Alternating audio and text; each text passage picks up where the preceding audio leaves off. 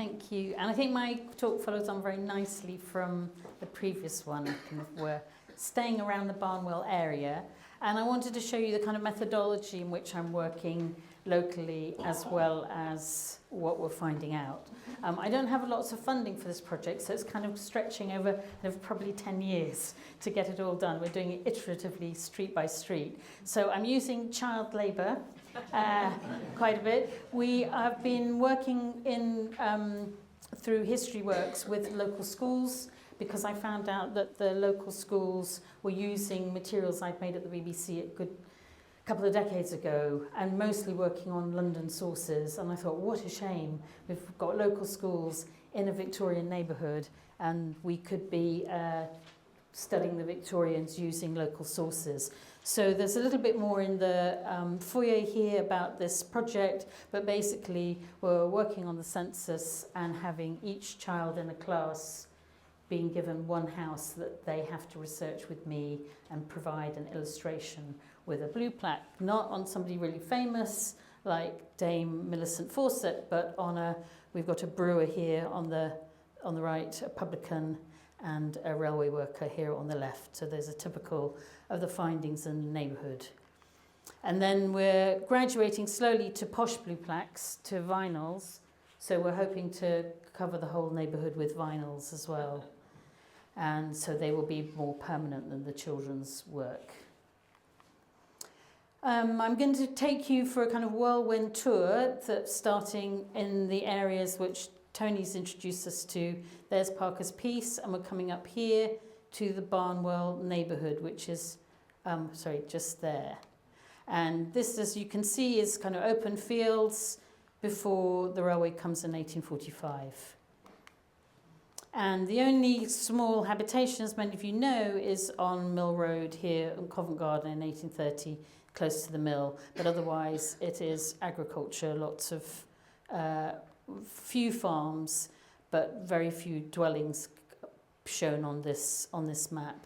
And it all changes when Sturton is chemist who's on Fitzroy Street. We'll look at him in detail later, that he is able to buy a plot of land, and that plot of land is the railway then comes up this way, and he buys this plot of land, and it becomes known locally as Sturton Town. Before that happens, we're going to jump a few years from 1830 to 1886. We suddenly, as we saw before, have housing everywhere 50 years later. So this is the same neighbourhood. There's the railway. And I'm going to take you through one of the first big employers in the neighbourhood before the housing is ready. And that's the iron foundry, the timber yard, the mill, the coal yard. And then from the back of the workhouse, which is over here, another block here, we've got their industrial ground here. So these are huge fabrications that end up being made on Mill Road, and I would ask you to go and visit these if you can. We've got the Cofen Bridge, we've got a massive machine that's made for a leather factory in Sawston, and the company that we're going to be looking at is Headley. So this is not really a domestic industry, but it is a family industry, and it brings lots of expertise, skilled workers to this neighbourhood called Sturton Town, because this is the first big building that's built there. They had been on the marketplace just here, and you might know the Eagle Foundry. It's called the Eagle Foundry, the Eagle Pub, around the corner from. And we think that many of the workers will have lived in those little yards, like Falcon Yard, that are around here near the marketplace. But they have more than one calamitous fire. And they do burn down all the wooden huts on the marketplace. And there just seems to be a feeling that although they thank the public for helping them put out the calamitous fire, they do move. So here is a notice in 1847 saying that in the move to Mill Road, attention will now be given to the foundry, engine building and railway work, including railway, carriage and truck building, for which they solicit orders. So this is the only locomotive that we know is built at the foundry. And I've shown you this picture because there's a faint part of a building with gantries behind it. So this is imagine you go up Mill Road, you've got the workhouse, which is a big building, and then you've got a gap, and then you've got this massive foundry that's been built. So it does change the architecture of Mill Road.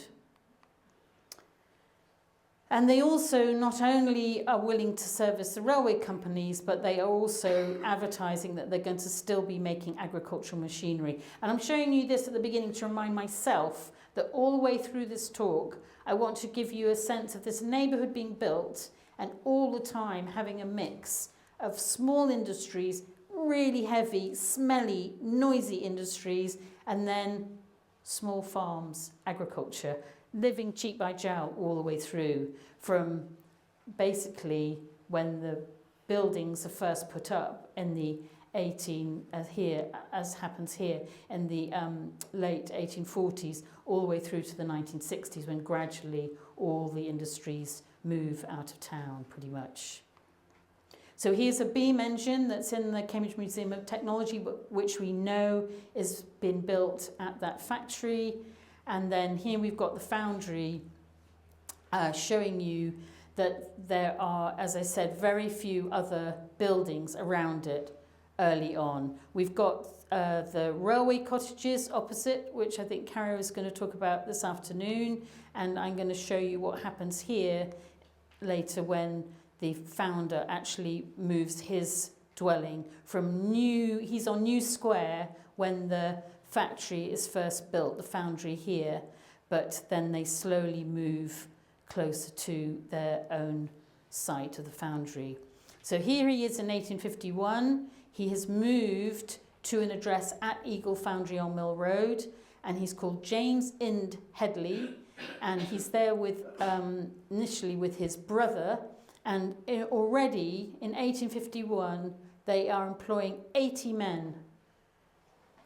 The iron and brass founder, and he's calling himself an iron and brass founder and a wheelwright, and his brother an engineer, iron and brass founder. They actually split fairly early on to two sites. So James stays at the iron foundry on Mill Road, and his brother Edward moves back into town to Corn Exchange Street to get ironmongery business, basically from farmers and from the colleges. So there's that massive horizontal engine. So just imagine something that large being fabricated. So you've got a lot of smells, a lot of coal needed, a lot of timber needed, and a lot of workers needed. And this is what I think is the scale of the building is similar to that of the Victorian sewage pumping station, which is now the Museum of Technology. We have very early on, after the move, that they are expanding and they are looking for occupations and putting out adverts for moulders, turners, fitters to apply to the Eagle Foundry, Mill Road, Cambridge. So they need a lot of workers. So that answers part of Tony's question we'll look at all the way through. Are these all railway workers who are moving to these new neighbourhoods? No, they're also coming to service these other industries. And there's evidence as soon as Sturton Town starts to be built of some of these from the first census after 1869-70 is when the earliest housing. 1871 we've already got a substantial house with an iron founder. So he's a kind of manager in this double-fronted house on Gwydir Street.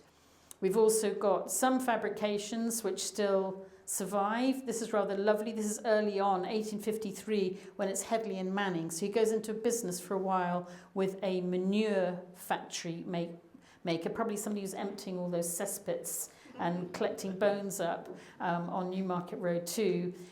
This pump's no longer there or in where it had been on Peace Hill, so it's rather lovely that that's at the Museum of Cambridge. And we see that by 1861, as I said, he's living on his own with his wife Mary, with Jasper Lyon next door at Gothic Cottage. So they build themselves quite substantial homes on Mill Road.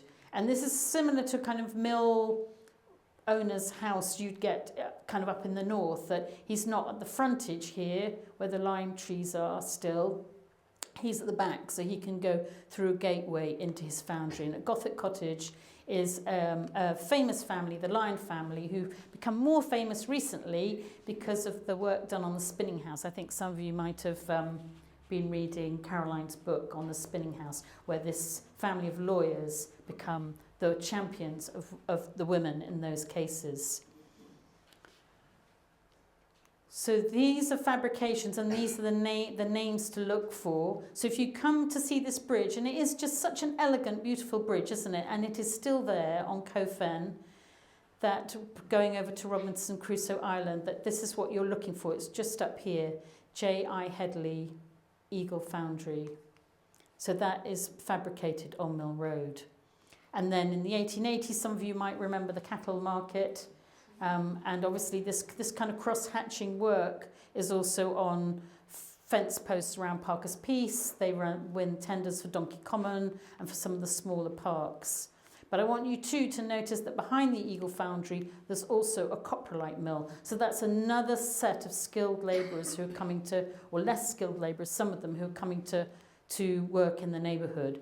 And what we know about Headley is he actually moves out of the big foundry work fairly early on and turns it over to a manager called Blewett, and he concentrates on this coprolite mill. So what's kind of ironic is the mill of Mill Road, by the time the housing is built, apart from Covent Garden, the mill is no longer a windmill because that's pulled down after a fire in 1846. And what happens is probably when people are talking about the mill of Mill Road, they might well be talking about this smelly coprolite mill where they're grinding up bits of old bone there. So here's my friend Michael Rosen being allowed to show off some coprolite fossils, and these you can see at the Sidgwick Museum.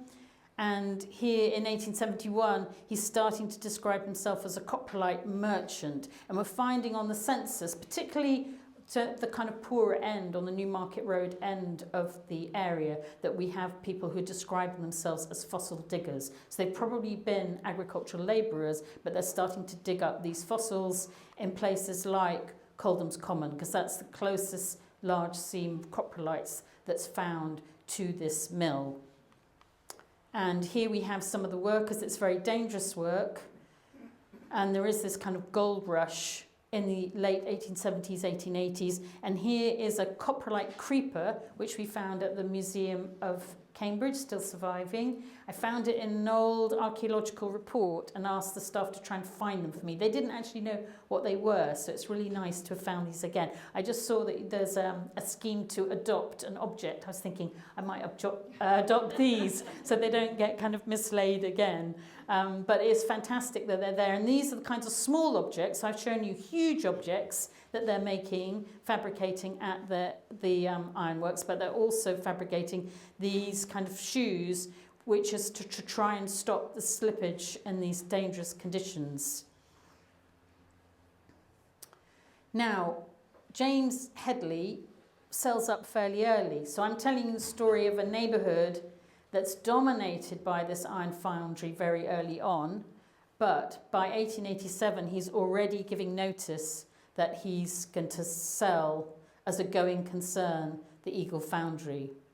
What actually happens is he sells the site to GER, to the railway company, and he only carries on until kind of the end of the 1880s. So here we found on Ainsworth Street a skilled worker in the census, the stationary engine driver for the coprolite mill. When he ceases working in the neighbourhood, he goes out to Fulbourn to run the Fen drainage mill, which is probably similar mechanics. And here we have, in 1887, a message put out, an advert in quite a lot of the newspapers over a period of actually 2 years, to tell people that Headley and Edwards, his nephews, are going to take over this foundry, and they're going to move to Newmarket Road. He does, however, still get this late tender, which I found in the Commons books out at Ely. He wins the tender for this bridge, which he does late on, just on the edge of retirement. But we see later on by the time we get to an aerial view of the 1960s, his lovely home at the Limes has fallen into disrepair and is not even being used. And the Mill Road Library you can see already built next door, next to Gothic Cottage there. And the only thing surviving from his garden are those lovely limes. So that's something to think about too when we walk around these neighbourhoods, that sometimes the Victorian infrastructure that survives might be a tree. It's not necessarily bricks and mortar. And this is where the foundry moves to. So not too far away, the workers who still with those skills can still walk this way. But we find in the neighbourhood that there starts to be springing up other smaller businesses, like there's a tin factory at the bottom of Sturton Street, and it might well be that there, and quite a lot of white people are calling themselves whitesmiths on the later census, that some of those factory workers from the foundry buildings, the site, are starting to go into these smaller factories, which again only survive really until the 1960s, when mechanisation takes over many of these jobs that small businesses have been able to take on. So there's the exchange works. So they've moved to an industrial site near the gasworks. And they changed the nature of their business to working much more in kind of gardening and agriculture again, rather than related to the railways. That kind of era is over for this manufacturing company. And there is one of the Headley and Edwards surviving planters, which is rather nice, at the Museum of Cambridge, and that they advertise. And here they win still tenders. This is part of the railings around St Matthew's Piece. So again, very, very local. They still seem to be managing to get lots to stay very much a Sturton Town business, getting lots of commissions and winning tenders in the area. So those are lovely to see, because that's probably what we would have had around Parker's Piece that's no longer there, a tender that they'd also won. And another legacy we can think about in the neighbourhood, apart from trees and a bit of ironwork, is that we might be walking past smaller, yes, you recognise that from the David Parr house, small, and there are many of these in the neighbourhood still. And were they made around the corner at the ironworks? Possibly. We don't actually know. We found in the Museum of Technology, they found more of those wooden Turner's moulds for the fence posting that they made so much of around Cambridge, but we haven't yet found a mould for one of these boot and shoe scrapers. So I'm going to change gear a little bit again and just remind you that this area is actually built on very late, and there's some pockets that are still empty even in 1912 around Coldham's Common. But I'm going to tell you the story about how Sturton Town, which is the area behind the ironworks, gets built, and gets built fast. So this is the area I'm talking about. There is the railway line again. Here is the Limes and Gothic House. Here we have the foundry and the coprolite mill, and there we have what's known as the industrial ground for the workhouse, which is not for making industrial things, but actually for being industrious. It's for growing potatoes, and they have a little pig farm here at the back. So that's what things look like in 1888. So how does that get built so fast? Well, we have a gentleman called Joseph Sturton, who is a pharmacist, and he becomes a land developer at Sturton Town, and I still haven't found the documents to tell me exactly how this happens. Here we have a pharmacist on Fitzroy Street, and he then develops the skills to work with planners to start buying up the land from the Geldart family in 1869 and carving it up and naming the streets and selling the plots of land. So here he is in the Museum of Cambridge up on the wall with a early telephone directory giving us his address as 119 and 120 Fitzroy Street, which is now on the Grafton Centre. And we can see that he's already using the newspapers a lot to advertise for remedies, for powders. So he knows how to use the newspapers, and then we see this leap. Oh, that's upside down. There we go. From 1869, so just months after he seems to have bought this land, he's already carving it up into plots and advertising to sell it. So I'll just go back one to the flipped up one. In 1869, he says, in Gwydir Street, there's a plot of building land with a frontage of 32 feet, depth 90 feet, price £30. In Sturton Street, 17 lots, the frontage of each building being 16 feet and the average depth 155 feet. And then he says, in Ainsworth Street, there's a new street, 91 lots having frontages of 16 feet and depths averaging of 18 feet, 118 feet. And then we just flip another couple of years. He says, oh, there's hardly any of those 100 plots left on Ainsworth Street. We've only got 25 lots for sale, and all the building land in Gwydir Street, Milford Street, Hooper Street, Sturton Street, Sleaford Street sold. So he is really good at using the newspapers for selling off these plots of land, and who is buying them is really interesting to see. What happens very early on is the neighbourhood gets to be known as Sturton Town. So I wanted to show you this found object. So we've got lots and lots of found objects saying Sturton Town on them on milk bottles. But the biggest piece is this lovely churn from the Sturton Town dairy, Biggs and Sons, from Fitzroy Street. But they also have small dairies outlets on Gwydir Street and on Sturton Street. We have a Sturton Town brewery. It's the Wallboys Brewery on the corner of Sturton Street and Milford Street, but it gets to be known by this name of the Sturton Town Brewery. The same with Printers on Gwydir Street. So this is a name that people knew and used all the time, we think until the 1960s, 70s. Just like Romsey Town is known today, Sturton Town was where people would say, well, I live in Sturton Town, or I recommend using the Printers there, whatever it might be. And there was the Sturton Town Hall, which elders remember going to. There's Gwydir Street. There's the back of the workhouse.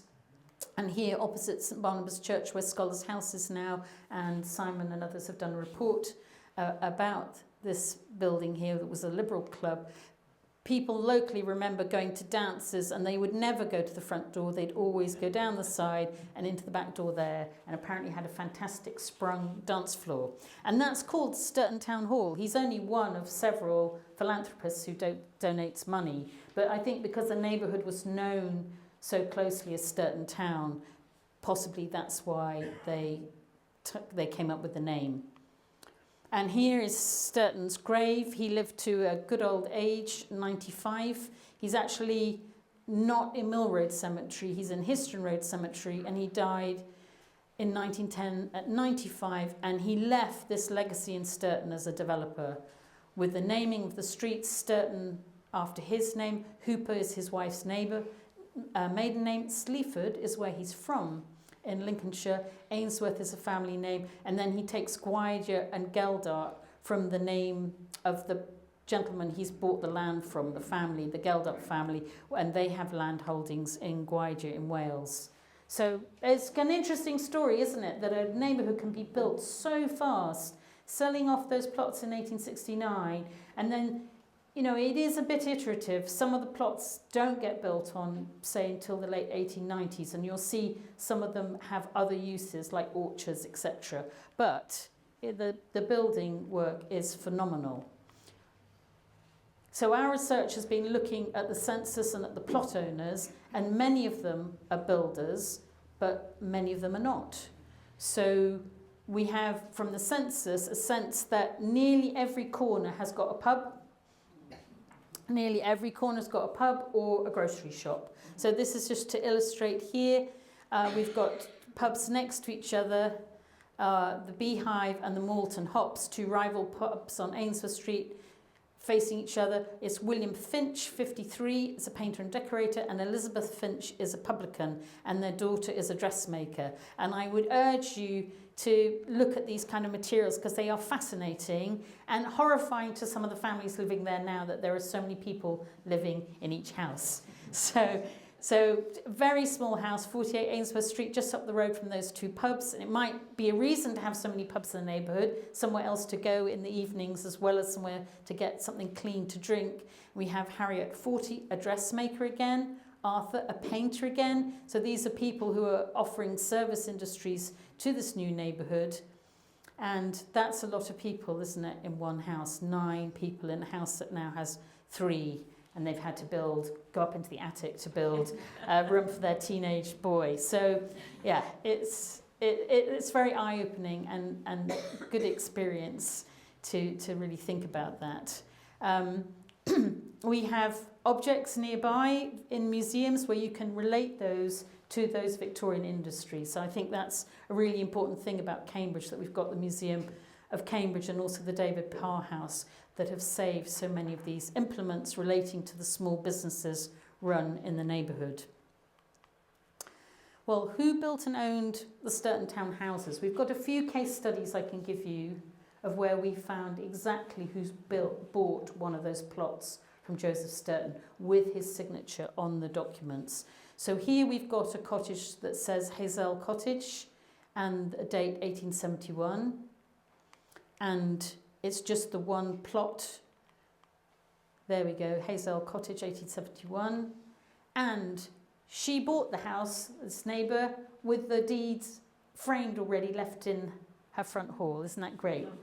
So when we put a call out during COVID for people to start looking for these things when they had time on their hands at home, this one was an easy find. So there we go, that's a whole document framed. Many were people found obviously at their lawyers still, or they were wrapped up in packages in filing cabinets, but this one is really lovely to see. There we have the street coloured, so you see the next iteration of Joseph Sturton's work is to have all these conveyance documents put together. We can see here that the cost is £25 and 10 shillings, so it matches his advertisement in the newspaper. And there you get a document with it, with a coloured in number of the house that's been purchased. So isn't that lovely? There you get this whole street, then you get his name, Charles Hazel. We know he lives nearby on James Street. But he never shows up on the census. So these are the kind of things, if you use the census, these people, you know, they're hidden from history. And we think he's very young, he's a carpenter, he's 25 years old, and so many of these builders are very young. They're running their own small businesses by building one or two houses, and it could be that this is almost like a pension fund. They borrow the money from somebody like the Foresters or the Oddfellows, and then they build a house, maybe with their mates, using some of their own skills, and then they have it as a rental income because they rent it out. This is a rental neighbourhood, and these homes are rented often to the same people and same families for 50, 60 years or more. They're not turfed out. It's not a quick fix that somebody builds a house and then sells it on. Here's another example around the corner on Hooper Street. This time it's a shoemaker, again very close by on Mill Lane, close by, and he buys a large plot. I don't know who he borrows the money from, but it's a whole block, including a corner shop opposite a pub. And look, it says the owner here, Mr. Joseph Sturton, who's not sold that on yet. So let's just have a look. A few years later, we've got him on the census after he's bought the house. He fills it very quickly. This terrace goes up in no time, and he's living there at his property, renting the adjacent houses. He calls this terrace Leeds Terrace, and his home is the most substantial in the row, and all the others are rented. And one of the artefacts found there is this rather lovely bottle which matches the Victorian bottles in the Museum of Cambridge. So we think maybe he's changing his implements because he starts to say that he's retired as a shoemaker on the census, and he's really moved into being a renter and a property developer. So that is a really interesting thing to see, and to remind you that, yeah, these homes are surrounded by pubs. There's a pub here, a baker's here, a baker's here, a dairy shop here, a pub here, off licence just here, then those other pubs are on this corner. So they're surrounded by other service industries, lots of small businesses in the neighbourhood.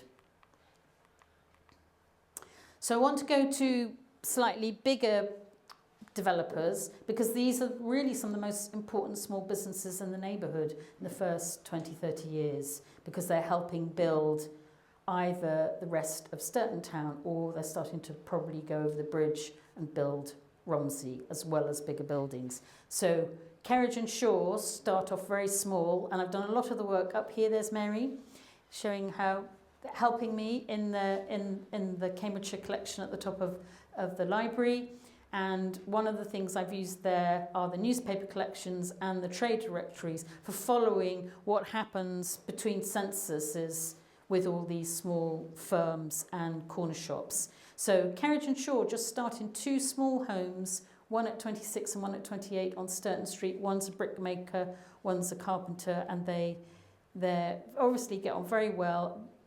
Carriage was already a widower with a small child, and he actually marries the sister of his neighbour, and they end up as a very big force in the neighbourhood.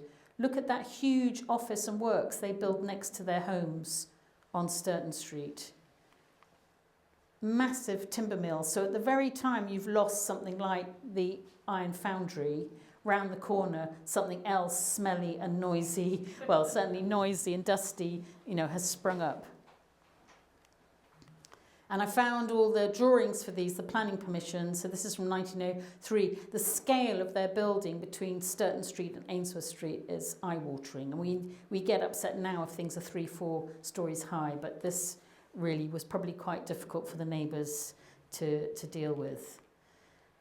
And they also start to win really huge contracts. So this is 1894.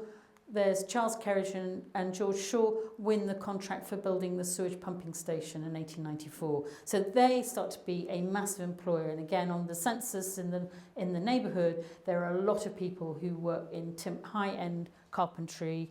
So they're well known for building shop windows for places like Eden Lily, but they're also working very closely with the local brickworks with these contracts. So there's Kelly's directory, if you've not worked on it much before yourself. And this is where I've tracked Carriage Limited, once it's no longer Carriage and Shaw, starting to take over lots of smaller plots in the neighbourhood. So over a 30-year period, this is not a business that moves out of town. They stay in town, and they start taking over what had previously been orchards, sometimes even building over small rows of houses. They'll take a corner plot.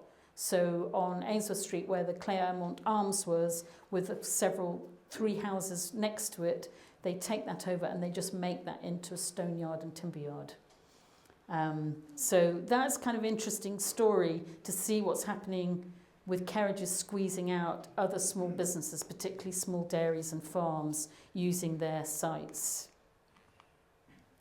And there are all the rows of trade directories. If you've never had to chase something, this is where they all are up in the Cambridgeshire collection. And I have found these just essential for looking at the stories of the corner shops as well.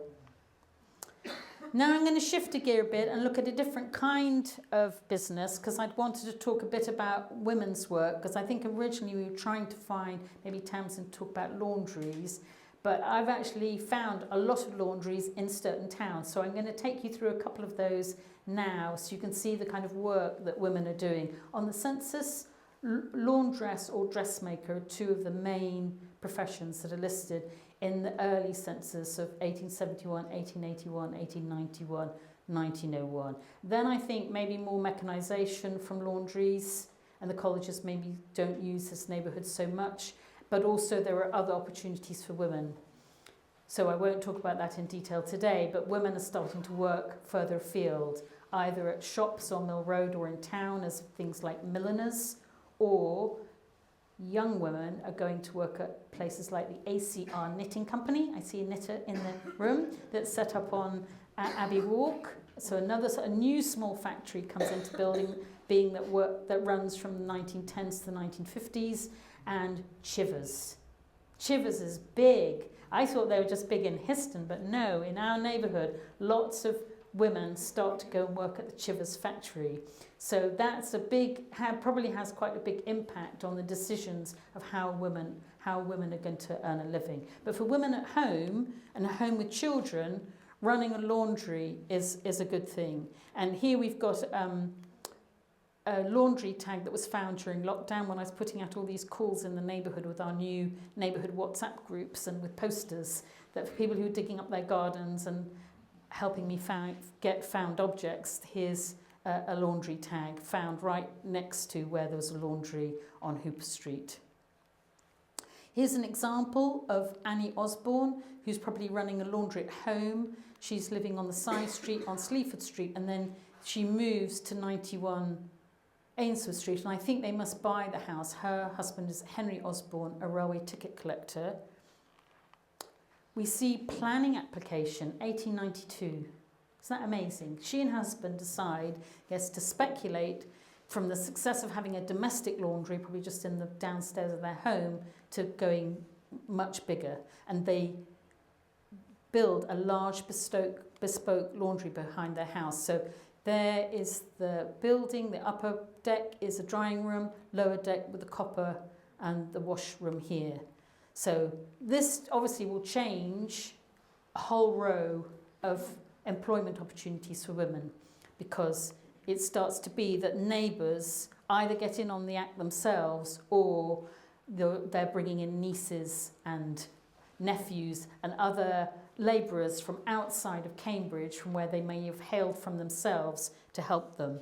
We've also got laundry stories that show that it's not always a success story. So here we have the Lorry Laundry. They're round the corner on Sturton Street, 47 and 49. They're neighbouring houses, and with a lot of family members helping with the laundry. And even here listing, this is a Cambridge Charity Organisation Society case, and I have found cases from this society, kind of 2 or 3 a block for this period. So although you can see on the census and from other information in the trade directories that some of these businesses look very successful, without a welfare state, just a bad sickness in the family, something difficult happening, they are needing to contact the charity society. And when I first started working on this in kind of 2009, it was 2019, 20, most of them were still clipped together with Victorian tacks, and you could tell that nobody had ever opened them. And they're huge.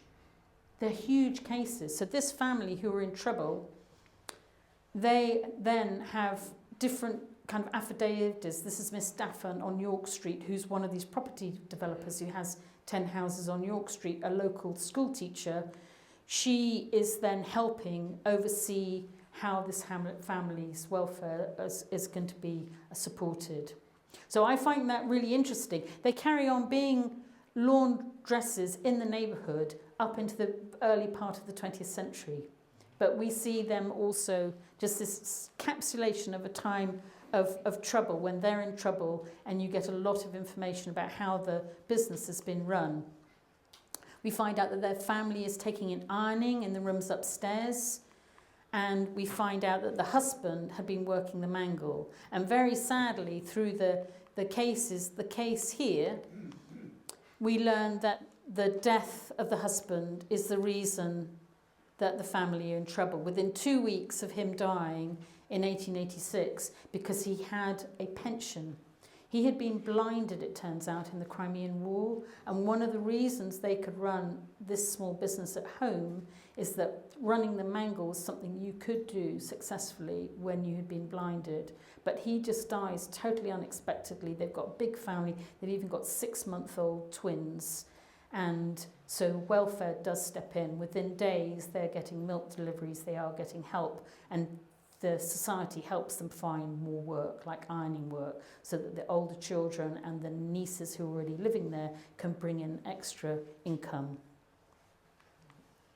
There is also the Divers Sisters, so I don't want to overwhelm you with too many cases, but this CCOS material is so rich out of the Ely archives. I've got the Divers Sisters who live round the corner as well on Hooper Street. So we have rival laundries, but also maybe women having the idea that this is a successful way to run a small business. They have to go to the society because they have a younger boy in the family and their parents have passed away. They're in their 20s, but they're having to care for him, who clearly has had something like epilepsy. He has fits.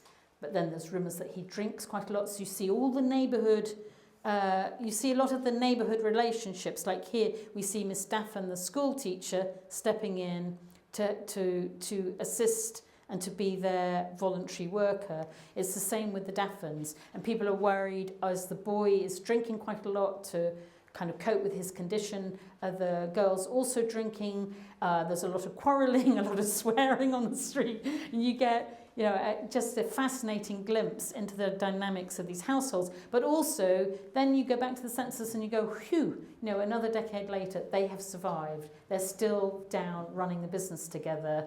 And in the trade directories, you can sometimes see where they're listing themselves as being running laundry services for the colleges or for the hospital. So they do manage to really relentlessly make their businesses work.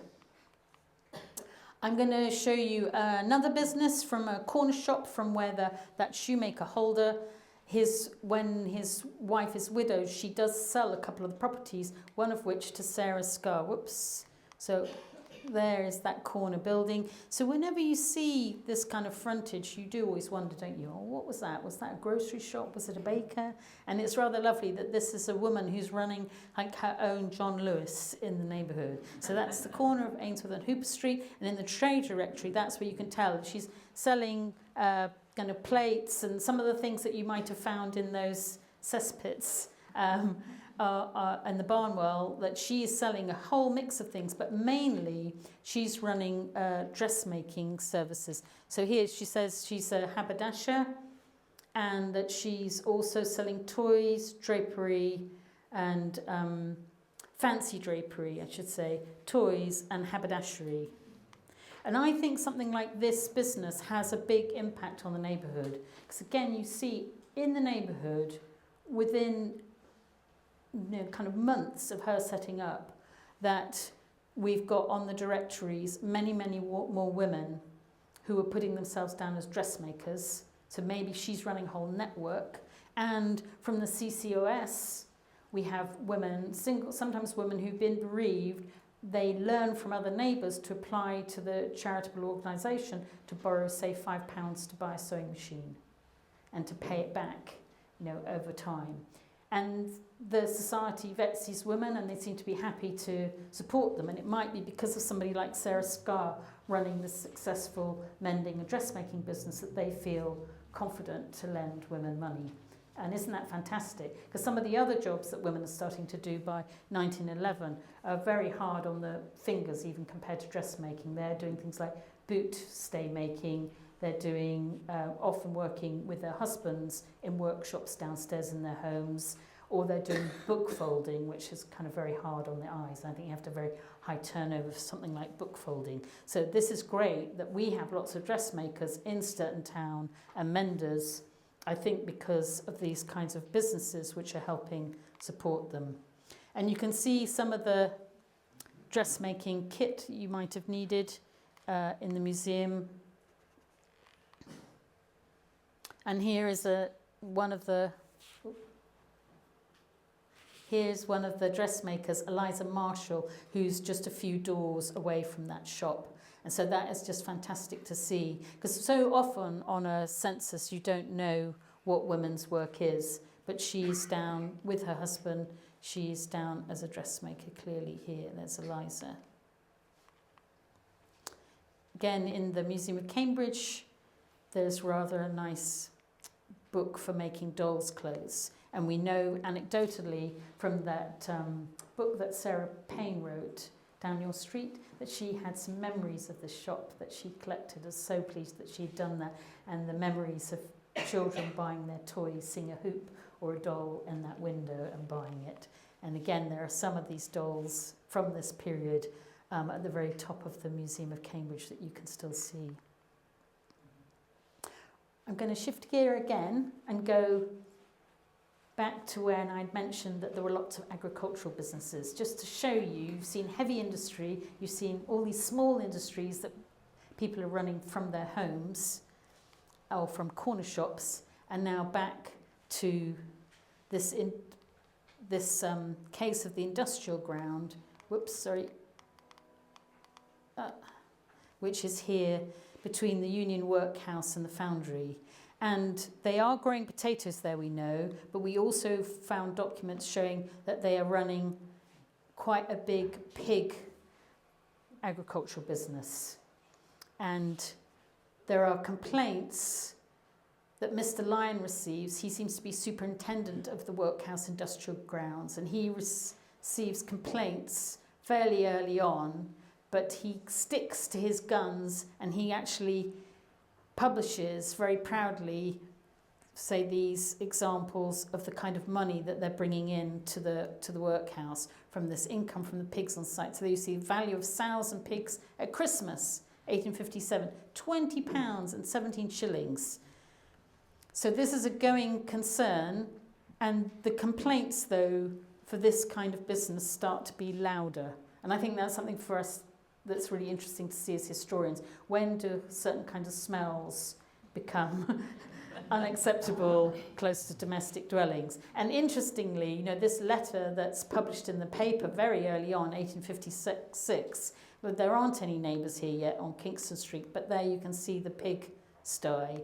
A letter is read apparently from Headley and Manning of the Eagle Foundry, complaining of a nuisance caused by a pigsty on the industrial training ground next to their premises. The smell arising therefrom was said to be offensive. And you think how smelly a foundry is going to be with all the coal and all the coal dust and everything, and they're complaining about this pigsty. We have the Sturton Town dairy, so this is quite a big concern with the little meadow, and this is just behind where that industrial ground is. So that's where we saw those big buildings from carriages. And this is lovely because this actually still survives. Early on, there's horses, cows, poultry and pigs there. But it then becomes more formalised and becomes the Sturton Town dairy and then the co-op dairy. And look, it's still there today. That's where the horses were kept. And that's opposite the Petersfield pub, right near the top of Sturton Street. And here are the building planning permissions that I found for the approval of a larger dairy and a slaughterhouse. And I've got more material about that out in the foyer. So you can see that sometimes these small businesses that started with the Biggs family then get bought up, just like the breweries start quite small and then get bought up by the Green Kings and all the rest of it. That happens too with the dairies. They start very small scale and then they start to invest because there are so many people to feed.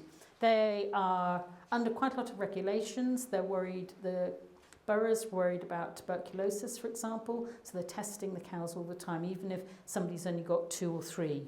So here we've got a case again from the charity commissions from Fred Boreham. So I found his little farm. So that's Sturton Street. That's Fortin's grocery shop, where Sue is here. Yes, got your shop is in the foyer to show you what happened, how they survived in this little shop, often selling calogas and things like that. So they survived into the 20th century. And this is now Oswald Terrace, because you walk past these houses, don't you, and go like, why are those houses different in that little row? Well, that's because this is a little farm until the early 1900s. And there you can see the cowshed. And we find out about Fred Boreham, who runs this little farm. So you can see on the map there's something different there. And it's only because this charitable case that we can see that Fred Boreham describes himself as a dairyman and a cowman on other documents there. His wife is a laundress again. And he writes in and writes a letter to the mayor on July the 27th, 1900. And I have to say there are several letters from this gentleman. Bad things seem to happen to him. He's only got 3 or 4 cows, but he writes here, "Dear sir, having been most unfortunate and having a serious loss today by one of my cows dying suddenly in the street valued at £18, I should deem it a great favour to help me out of my difficulty." And they don't help him on this occasion, but another occasion they lend him £30. It's a lot of money to invest in livestock. So again, it shows you these small businesses from people who live in the neighbourhood are quite successful, that the charity organisation feels confident to lend them the money that they will get paid back. Here's another case of a small farm that's tucked in by the railway line. So you probably know that as Calverley's. And this is Ambrose Smith. He has the corner store here. So that's the pub, the Petersfield. There's Sarah Scar's shop, so you know where you are. This is the Wheeler's grocery shop with a rival grocery shop opposite with the bakers at the bottom of Kingston Street. And that baker also owns this small holding. So I found the planning permission for the sheds to be built, so I know the datings of those and that they're for agricultural purposes, as stables and a pigsty and a cow barn. However, he and his son get into trouble a lot, and it's in the newspaper. So again, you get an insight into how this family business is running. So we have here, again, pigs. From the Cambridge Daily News from the 19th of February 1902, a prosecution for keeping 20 pigs in a shed within 100 foot from a dwelling house. What they might not have realised, well, Sidney, the young lad who put the pigs there, was that one of the police officers, we have a lot of police constables living in the neighbourhood, his is one of the gardens that backs onto this pig shed. So that was probably a bad move to put the pigs in there. So this is another piece of ground. So we just saw that these pieces of ground get left for quite a long time. This is where Calvary's brewery is now. And I think they have at one point some actually other lads break in and cause havoc. And there's a pigeon shed and a donkey kept in here. But they also have 3 cows. And there's a case involving A.J. Lyon, we saw was the neighbour of the Headleys on Mill Road. He owns this piece of land, and Ambrose Smith's son is in trouble with the law, and there's a long case here which is kind of hilarious, that he clearly is meant to walk the 3 cows to Cofen. He can't be bothered. There's no fence between their little farm and Lyon's grazing pasture. So he just lets the rope down and accidentally lets the cows into this pasture. And in the end, A.J. Lyon gets fed up with this and takes him to court. And Sidney is fined, again, 2 shillings and 6pence because the cows are taken to the pound. And you get the sense that there are quite a lot of cows wandering around the neighbourhood. Here we go, and horses. So here we've got a rather nice thing from the Biggs delivery to remind ourselves that there were deliveries of horses and the cows in the neighbourhood. That's 89 Sturton Street, and they also had a dairy on Gwydir Street, and this is the Rodney stores that no longer exists down on the corner of New Street, where apparently this horse used to go for its breakfast. So that's why it's kind of knocking on the front door to say that it's having its kind of mid-morning snack. And there was also quite a lot of slaughterhouses. So I've got in the foyer the planning permission for the slaughterhouse for that co-op dairy on Sturton Street. There's then another bigger slaughterhouse on Sleaford Street, then one further down on Sturton Street. And we're quite near the railway station, so it makes sense. And again, the elders have got memories of cattle, young cattle, just being on the gallop. You know, they're let loose out of crates at the station or from the where the cattle market is, where which is over the bridge, the bottom of this street, that they would be walked for those blocks, and they'd walk at first and then they'd gradually pick up speed once they got past Mill Road, and there would be galloping cattle who then would have to be taken into these slaughterhouses. But that must have also made the neighbourhood very, very, very smelly. So there we have the end of this era of Biggs still delivering by hand before everything gets mechanised in the 1970s. So here's the conclusion of my research, is that we have this mix of builders and developers. We have some very big businesses. We have small home industries, loads of corner shops and small holdings that are really thriving in this neighbourhood for the first 50 years, but most of them have moved out and been superseded by the 60s, and that's what we've seen with this infilling now in the 70s, 80s, 90s, and even today we've got the new ironworks where the foundry used to be. Thank you.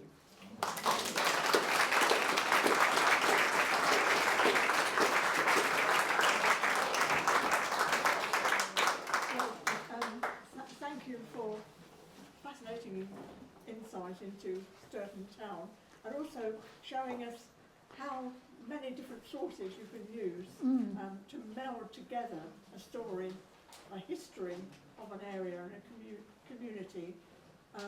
About 8 minutes for questions.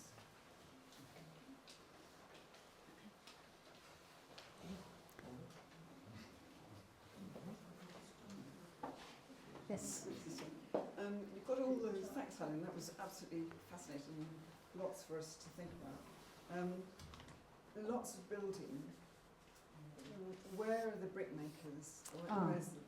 So brickmakers, I've been asked a question about where are the brickmakers, where are the bricks coming from. So the brickmakers are close by. Some of them are living in the neighbourhood and they're walking to Newmarket Road where the big brickmakers are. At the bottom of Sturton Town, behind where the Beehive pub was, one of those first pubs on Ainsworth Street, there's a lot of land that becomes the Beehive Centre. It's behind there that they're gravel pits, and then along Coldham's Lane there's a very big brick-making concern. I was actually going to ask whether anything archaeologically had turned up on that corner underneath where that other inn has been, it's not Premier Inn, the other one on that corner, because all along Newmarket Road and then the other side near where the Exchange Ironworks, you can see on the old maps that they're very big brick and tile making concerns. So the bricks, I think, are very, very local. And for example, in my house, I live on Ainsworth Street, I had a brickmaker in my house and his sons become brickmakers, the Easton family, and they're there for about 70 years. So that's an ongoing business. Thanks for the question. Sue? The Geldart family, where do they originate from? What do you know about The Geldart family, I can't exactly remember how they have land, but he's the Reverend Geldart, and he's a member of the university, and they inherit and they buy a lot of the land from the Barnwell estate. So it's in their hands only for about 150 years, and then, I mean, he is long passed away, but the Geldart family then, I think probably because of the coming of the railway, decide this is a good time, rather than relying on agricultural rents, just to sell off big chunks of this land. And Joseph Sturton seems to be one of the first big developers. Ish, and they're from, part of the family's from Wales. Oh, that's right, that's what I... Yeah, sorry, yes. I'm not, Geldart family are not my expertise, because they're a bit before my period of time. But I got books at home I can share with you. Nikki? I've seen the results of your child labour. They're absolutely wonderful. It's taken me ages to walk down Gwyder Street on some occasions, but I keep stopping.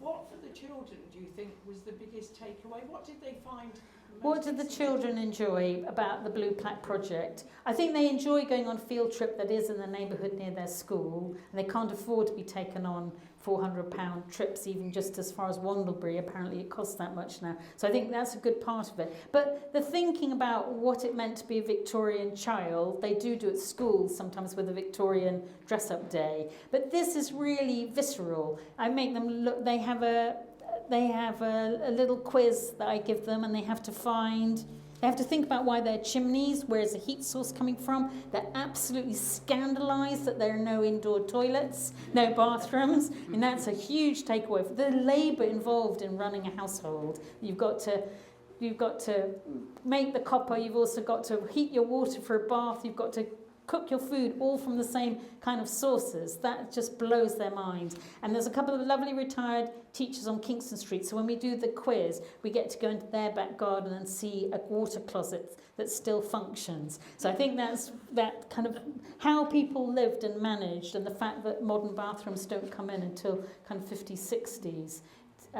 It is really interesting for them. And they also do like learning all the words that they don't know. Like they don't even have in their vocabulary anymore a word like a draper. They do have to look up all these words. So they come out with much more extensive vocabulary, and I think that's interesting. They're also kind of quite stomach-churned by the fact that there are slaughterhouses and things like that in the neighbourhood where they live now. And that is kind of concerning to them. They think, well, how do people live? And then they think of all the animal poo that's all over the street from all the cows and the horses, and think, well, this is why there's boot scrapers. You know, so they start connecting everything together, and that is just really delightful. Obviously, I'd like it if they all go to museums and things too, but I think if they then go to somewhere like the Museum Cambridge or the David Parr House, it means more to them because they connect everything up to an experience they've actually had. And the fact that they take charge of one house, that's their house, and that they are then proud to take their family to see the house that they've done the research on, and they've had to deal with the scratchy writing from the census because I give them some help, but I don't give them absolutely everything, so that they learn a few historical skills along the way. And I think that's important. And I find out by the time they're in secondary school, some of them come back to me and ask if they could do a project, you know, for when they're year 10, they have to do work placements. So sometimes I can take them back. And then I get them now in sixth form wanting help on some of them. I'm not saying all hundreds and hundreds of them, but a few of them come back to me and say, I'm thinking of doing history or archaeology at university and wanting some advice about that. So I think for a few children, a bit like when they watch the horrible history programs I used to be involved in, that it does make a difference to how they walk around the neighbourhood, but also maybe to their kind of life choices as well. And one more question from the lady there. Firstly, such a wonderful talk. Thank you so much for making it so inspiring. And I'm so impressed with the quality of your research. That's wonderful. And the work that History Works does, I think, is phenomenal. But I'm really concerned. There used to be the most wonderful murals on the bridge on Newmarket Road that talks a lot and illustrates a lot of the industries. Yeah, I made those, yes. Yes, I love those murals. Do you know where they are? So we had, that was a paid for commission. We had a commission to make murals while they were digging the new Chisholm Trail and digging under near the Leper Chapel and everything. And that was just such a joyful project that we went into the local schools in Abbey, in that neighbourhood, and Fenditton, and worked with those young people. And so they celebrated many of the local industries, like the brickmaking industry. We did a lot of work on brickmaking on Newmarket Road, obviously football, all of those kind of histories, the history of the river, the history of Stourbridge Fair, and that was all made into murals, and they were very striking. They have been put into storage, and because people love them. I thought it was fascinating. They were never graffiti. They were there for a good 2 years, and nobody drew on them. They kind of knew that they were made from the community, and they celebrated the stories that they told. So I have heard that they're going to go into the football stadium, into one of the community areas there. I'm so glad that they've not disappeared. No, we kind of tried to hold. They were on store for a bit inside the Leper Chapel itself. Yeah, people really love them. And if you go in the tunnel underneath, some of the stories and some of the poetry I did with Michael Rosen with the children and songs we made so they could learn the history through song of the Leper Chapel and Stourbridge Fair and stuff, they're actually etched forever into that tunnel decoration.